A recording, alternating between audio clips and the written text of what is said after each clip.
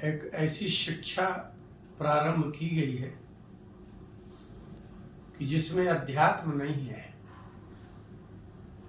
बिल्कुल भी अध्यात्म नहीं है।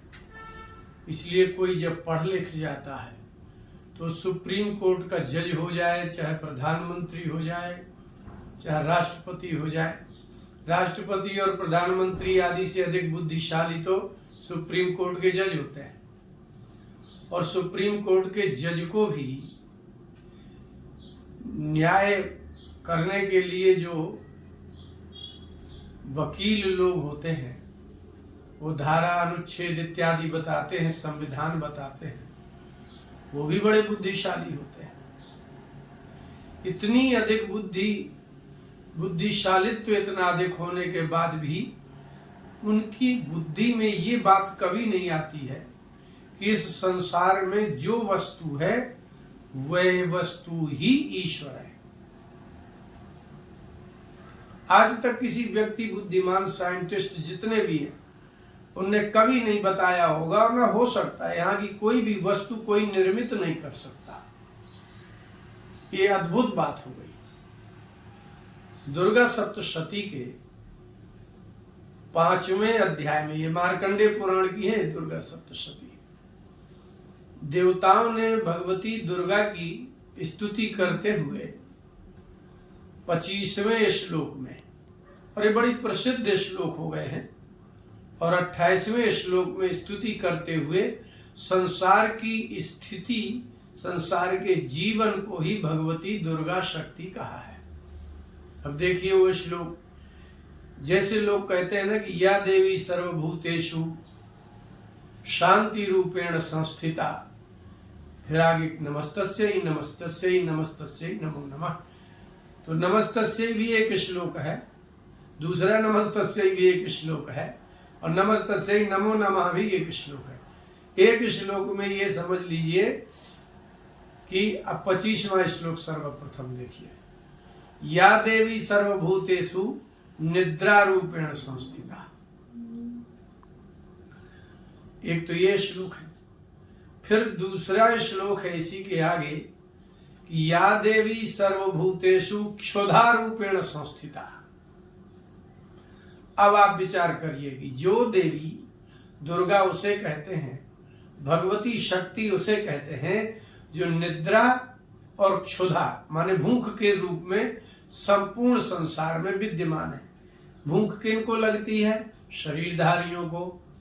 जितने छोटे से छोटा जीव आप समझते हो, जितने छोटा से छोटा कीट पतंग, चींटी और उससे भी छोटा, बिना निद्रा का शरीरधारी कोई जीव नहीं हो सकता। एक बात।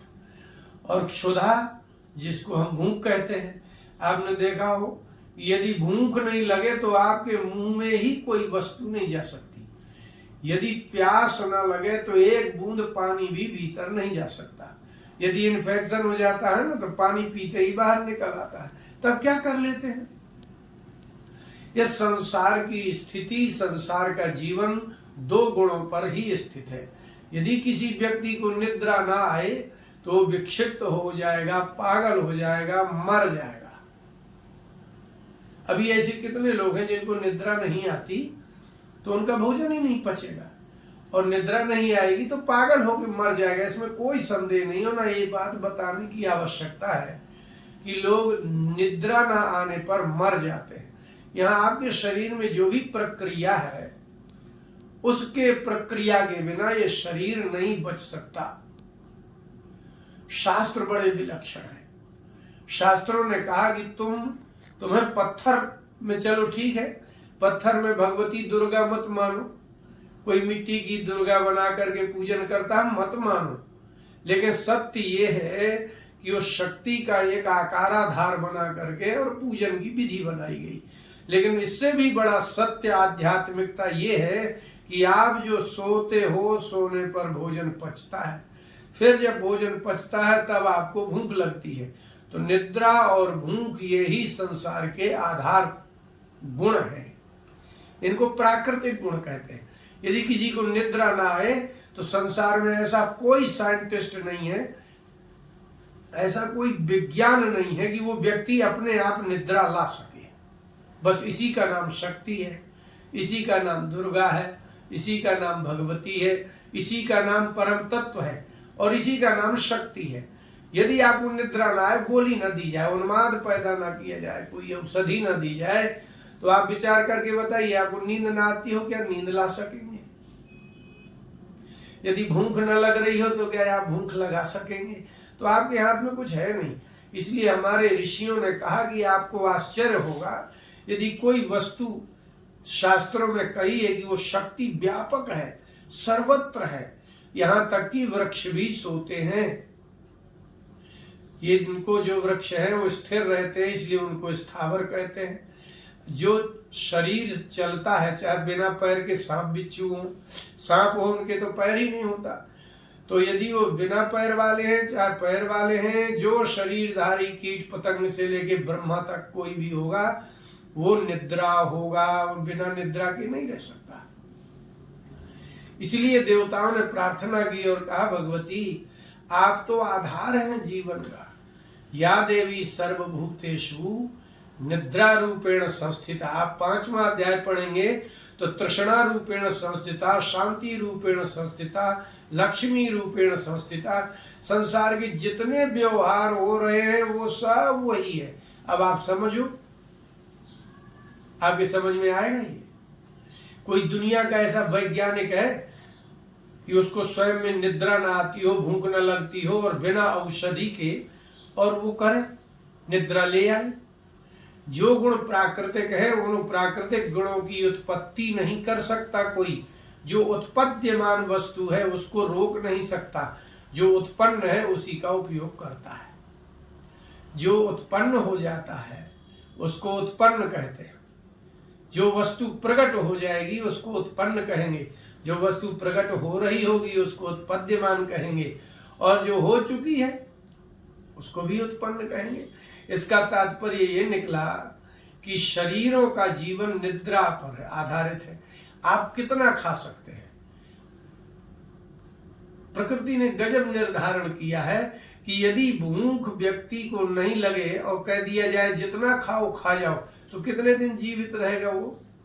अगर उसको ऐसा कर दिया जाए कि तुम इस पात्र में जितना चाहो भर सकते हो, तो अभी देखो ना, आदमी को भूख लगती है तो 1-2 समोसा खा के पेट भर लेता है, 2 पूरी खा लेता है। यदि ये न निर्धारित किया जाए कि जितनी भूख होगी उतना ही खा पाएगा, तो आदमी कितने दिन जीवित रहेगा?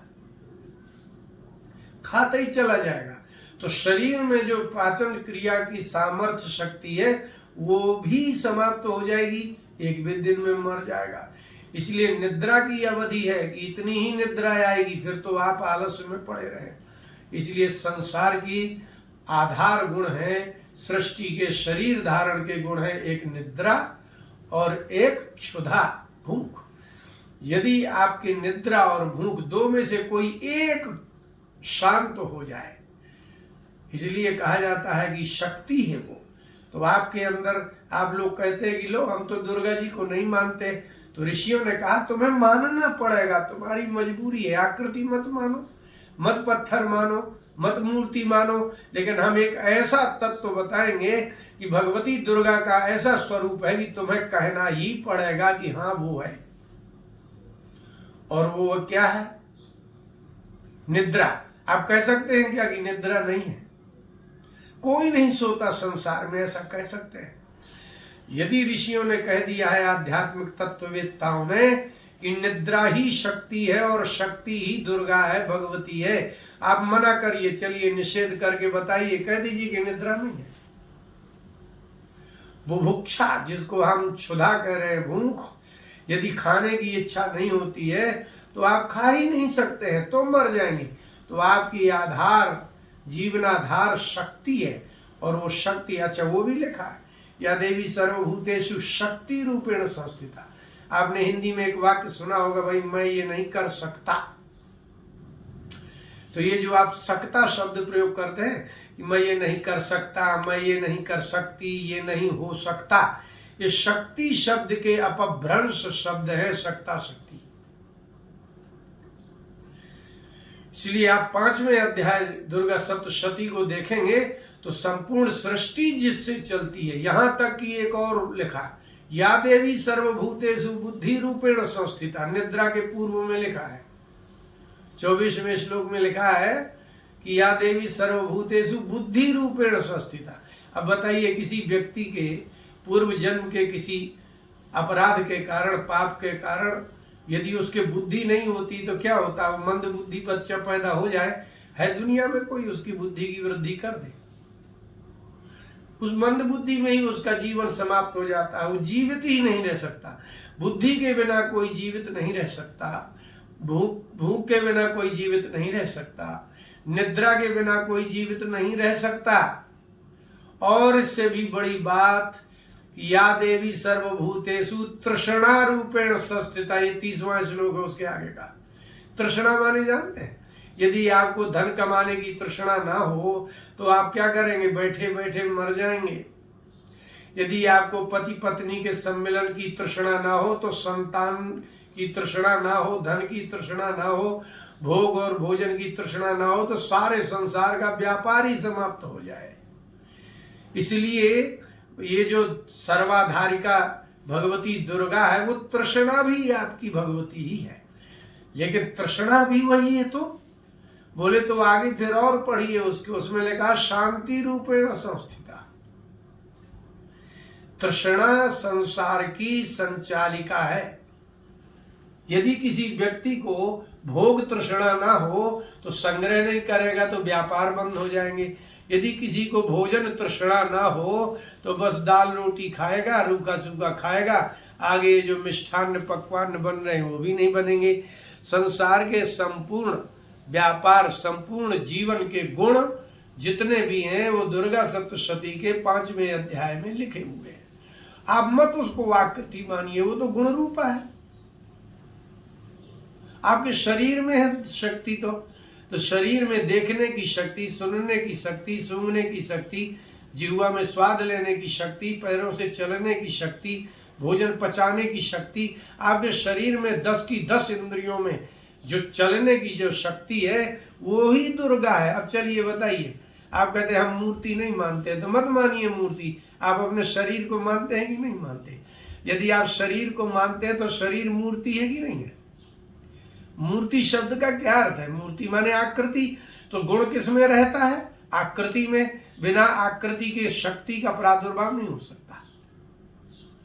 यह भी बहुत विचारणीय विषय है कि शक्ति का प्राकट्य किसी आकृति के बिना हो ही नहीं सकता।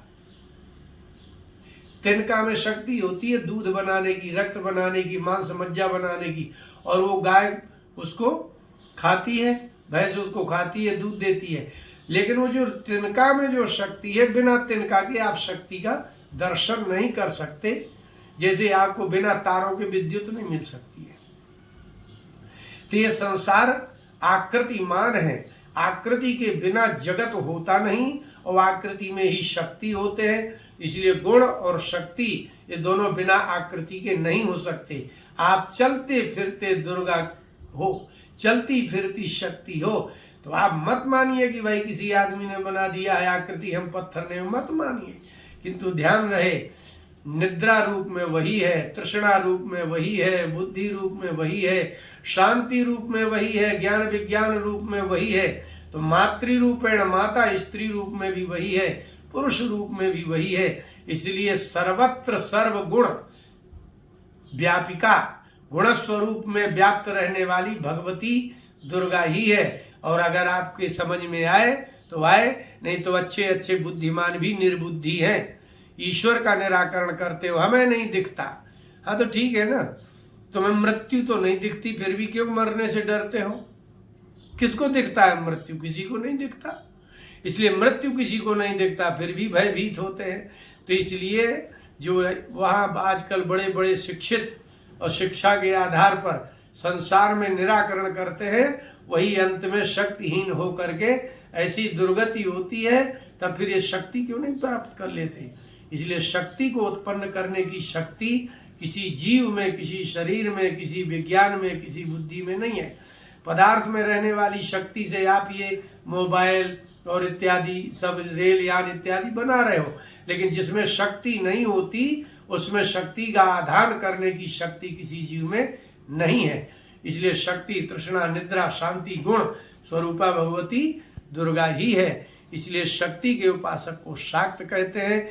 कम से कम अपनी शिक्षा को समझिए और शिक्षा के अनुसार बुद्धि का विस्तार करिए और अपने आप को सार्थक करिए। मात्र इतना ही शरीर जीवन नहीं है। वृद्धावस्था के 10 साल आपको ऐसे बीतते हैं जैसे बाल्यावस्था के 6वें महीने का शरीर मलमूत्र और रोग से ग्रस्त हो जाते हैं। तब आपकी शक्ति की उत्पन्न करने की शक्ति नहीं रहती। बोले वृंदावन बिहारी लाल की जय।